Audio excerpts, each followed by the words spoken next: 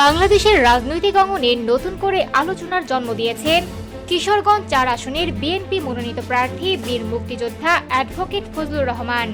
শুক্রবার বিকেলে ইটনা উপজেলার মৃগা ইউনিয়নে বিএনপির এক কর্মী সম্মেলনে বক্তব্য দিতে গিয়ে তিনি বলেন, বাংলাদেশের নাম যদি বাংলাদেশি থাকে তাহলে জামায়াত কোনোদিন ক্ষমতায় যেতে পারবে না।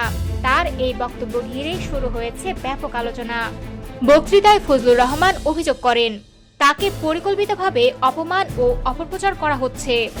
তিনি বলেন, তার বক্তব্য বিকৃত করে ছড়িয়ে দেওয়া হচ্ছে এবং তাকে ভজা পাগলা বলে কটাক্ষ করা হচ্ছে। এ ধরনের কর্মকাণ্ডের জন্য তিনি স্বাধীনতা বিরোধী শক্তিকে দায়ী করেন। তিনি আরো বলেন, একটি মহল দেশের মুক্তিযুদ্ধের ইতিহাস বিকৃত করার চেষ্টা করছে।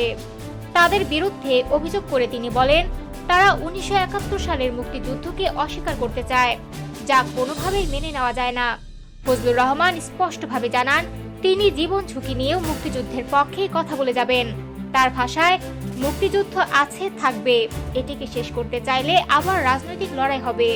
নিজের বিরুদ্ধে চলমান অপপ্রচার নিয়ে তিনি ক্ষোভ প্রকাশ করে বলেন, এসবের মাধ্যমে তাকে দমিয়ে রাখা যাবে না, বরং তিনি আরো দৃঢ়ভাবে তার অবস্থান তুলে ধরবেন।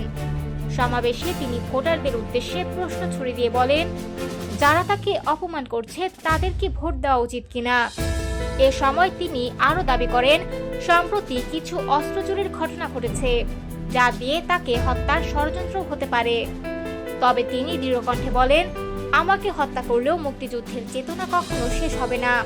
সমাবেশে উপস্থিত ছিলেন স্থানীয় বিএনপির বিভিন্ন পর্যায়ের নেতৃবৃন্দ।